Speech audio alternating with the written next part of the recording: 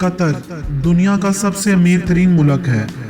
قطر Singapore کے بعد دوسرا ایسا ملک ہے جہاں سب سے زیادہ کروڑ پتی پائے جاتے ہیں۔ اس لیے قطر کو عرب پتیوں کا ملک بھی کہا جاتا ہے۔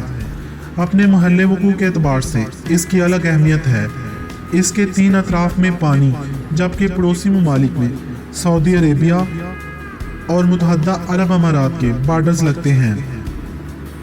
1971 میں برٹش سے آزاد ہونے والے اس صحرائی ملک کے بارے میں کسی کو یقین نہ تھا کہ کسی روز یہ دنیا کے سب سے زیادہ امیر ملک کے طور پر دنیا کے نقشے پر رونما ہوگا۔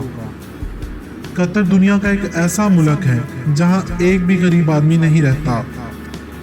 قطر میں بیکار لوگوں کی تعداد 1% سے بھی کم ہے۔ ہر قطری شہری کی سالانہ آمدنی کم از کم 1 لاکھ امریکی ڈالر ہے۔ دولت کی ریل پیل ہونے کی وجہ سے اس وقت پورے قطر میں تعمیراتی کام جاری ہے۔ قطر ایشیا کے تمام ممالک میں سب سے پرکشش تنخواہیں دینے والا ملک ہے۔ قطر کی کل آبادی تقریباً 23 لاکھ ہے، جس میں صرف 15% آبادی ہی قطر کے مقامی باشندوں کی ہے۔ باقی 40% ہندو، 18% پاکستانی، 17% ایرانی اور 10% فلپائنی، نیپالی اور سری لنکن وغیرہ شامل ہیں۔ قطر کے مقامی باشندوں کی 15% آبادی میں سے 13% سے زیادہ کروڑ پتی ہیں۔ قطر کی آمدنی کا بڑا ذریعہ قدرتی تیل اور گیس ہے۔ قطر روزانہ 200 ملین کیوبک میٹر گیس نکال رہا ہے، جو آئندہ سال تک 400 کیوبک میٹر تک پہنچ جائے گی۔ قطر کا سیکیورٹی نظام پہلے سعودی عربیہ کے پاس تھا، مگر اب امریکہ اور برطانیہ کے ذمہ ہے۔ قطر امریکہ کو ڈیفنس کے لیے سالانہ $2.355 ملین ادا کر رہا ہے۔ شیخ تمیم بن حامد ال تھانی جون 2011 میں اپنے والد کی وفات کے بعد قطر کے خلیفہ بنے۔ 35 سالہ شیخ تمیم برطانیہ کی رائل فورس اکیڈمی کے گریجویٹ ہیں۔ قطر میں شریعہ لا لاگو ہے، اس بنا پر یہاں شراب، زنا اور چوری جیسے کرائم کی سخت سزا دی جاتی ہے۔ باہر کے ملکوں سے آئے ہوئے لوگوں کی وجہ سے، یعنی خارجیوں کی وجہ سے، قطر میں لڑکیوں کی تعداد لڑکوں کی نسبت کم ہے۔ یہاں 20% عورتیں اور 80% مرد پائے جاتے ہیں۔ قطر میں لون لینا بہت آسان ہے۔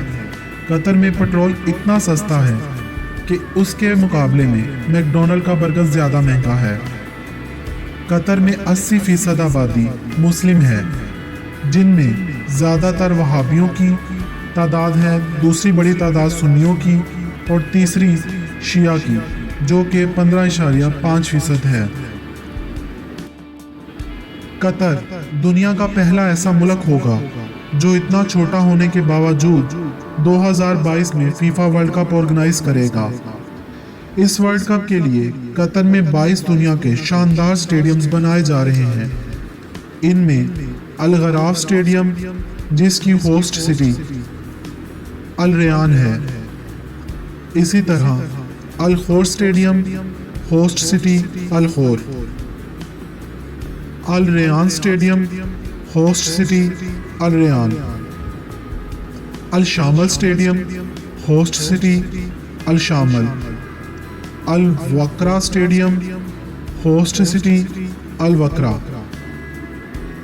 Doha port stadium, host city Doha, education city stadium, host city Al Rayyan, Khalifa international stadium, host city Al Rayyan, Lusail iconic stadium, host city Al Daayen, Qatar university stadium, host city Doha, sport city stadium, host city Doha, Sallal stadium, host city سلال۔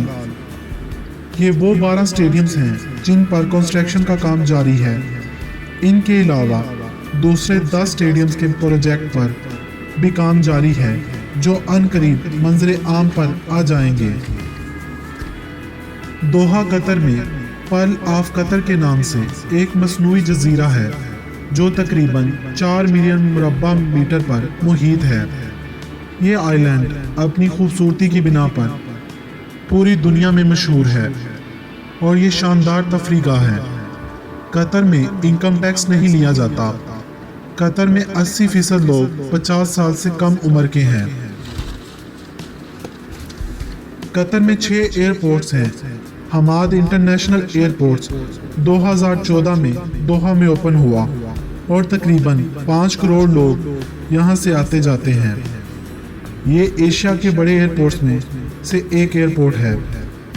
Qatar की capital city दोहा में वाक़ national museum of Qatar इंतहाई खूबसूरत museum है जो समुंदर के ऊपर बनाया गया है।